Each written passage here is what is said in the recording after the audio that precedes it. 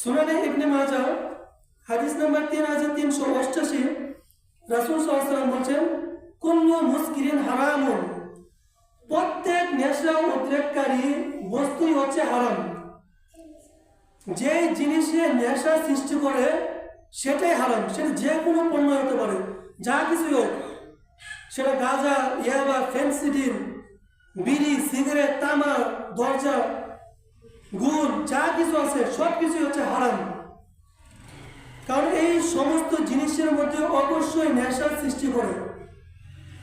এই বিড়ি, সিগারেট, তামাক, দরজা, গুণ যারা খাচ্ছেন তাদেরকে যদি বলা হয় যে শুকরের মাংস জবাই করা হয়েছে, রান্না করা হয়েছে, আপনারা খাবেন? শুকরের মাংস খাবেন? খাবেন না। কিন্তু শুকরের মাংস খাওয়ার চাইতে বিড়ি, সিগারেট, তামাক, দরজা, গুণ খাওয়া আরো বেশি খারাপ এবং বেশি ক্ষতিকারক। দলিল দিচ্ছি, দেখেন। শুকরের মাংস খেলে শরীরের আরো উপকার হবে, এনার্জি হবে, শক্তি বাড়বে, বিজ্ঞান বলে, ডাক্তাররা বলে। কিন্তু তারপরে আল্লাহ সুবহানাহু ওয়া তাআলাকে হারাম করেছেন একমাত্র কারণ সেটা হচ্ছে রিজিসুন। এই শুকর হচ্ছে অপবিত্র, কারণ অপবিত্র জিনিসই হচ্ছে হারাম। কারণ আল্লাহ সুবহানাহু ওয়া তাআলা বলেন ইয়া আইয়ুহাল্লাযীনা আমানু কুলু মিন তাইয়্যিবাতি, সূরা বাকারার মধ্যে আছে যে তোমরা কি করো, কুলু মিন তাইয়্যিবাতি মা রাযাকনাকুম, তোমাদেরকে আমি যে পবিত্র রিজিক, যে পবিত্র বস্তু রিজিক হিসেবে দিয়েছি সেগুলো থেকে তোমরা গ্রহণ করো, আহার করো। তাহলে রিজিকের একমাত্র মানদণ্ড হচ্ছে পবিত্র বস্তু হতে হবে। তাই শুকর হারাম হওয়ার একমাত্র কারণ হচ্ছে রিজিসুন, এটা অপবিত্র, এটা গায়ে অনেক প্রচুর গন্ধ, চর্বিতে অনেক গন্ধ, এজন্য হারাম। কিন্তু এই বিড়ি, সিগারেট, তামাক, দরজা, গুণ, এগুলো 4টা কারণ রয়েছে যেগুলো কারণে এটা হারাম। 1 নম্বর কারণ, বিড়ি, সিগারেট, তামাক, দরজাগুলো এগুলো খেলে নিজের ক্ষতি হচ্ছে। এখন কি আপনার সিগারেটের প্যাকেটে তো লেখা আছে যে ধূমপান স্বাস্থ্যের জন্য ক্ষতিকর, লেখা আছে না? যারা এটা তৈরি করছে তারাই বলছে এটা ক্ষতিকর। তাহলে যে জিনিস খেলে নিজের ক্ষতি করে সেটা খাওয়া যাবে না। সূরা বাকারার 195 নম্বর আয়াতে এর দলিল। সূরা বাকারার 195 নম্বর আয়াতে বলছেন যে তোমরা নিজেদেরকে ধ্বংসের মধ্যে নিক্ষেপ করো না। এছাড়াও উল্লেখ আছে সূরা নিসা 29 নম্বর আয়াতে বলছেন যে তোমরা নিজেদেরকে হত্যা করো না। চিন্তা করতে পারবেন?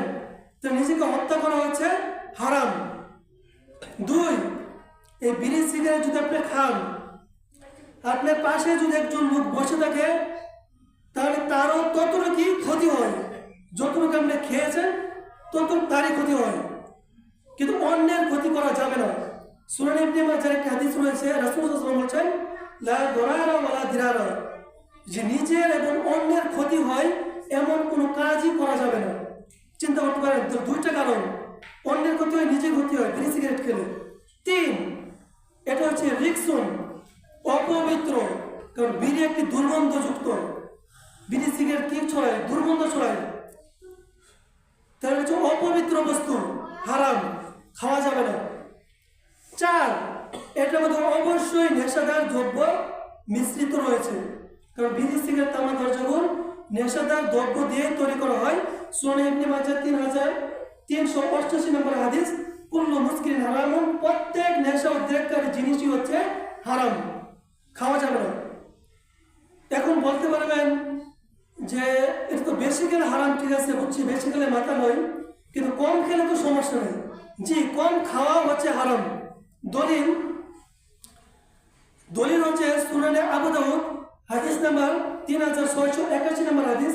আমি যে হাদিসগুলো থেকে বলছি সবগুলো সহিহ হাদিস, সবগুলোই শাইখ নাসিরউদ্দিন আলবানী রাহিমাহুল্লাহ তাহকিককৃত, সবগুলো সহিহ হাদিস। তাহলে সুনানে আবু দাউদ 3681 নম্বর হাদিসে বলছেন মা আসকারা কাসীরুন ফাকালিলুহু হারামুন, যে জিনিস বেশি পরিমাণে পান করলে নেশা উদ্রেক করে সেই জিনিস ফাকালিলুহু হারামুন, সেই জিনিস অল্প পরিমাণও হচ্ছে হারাম।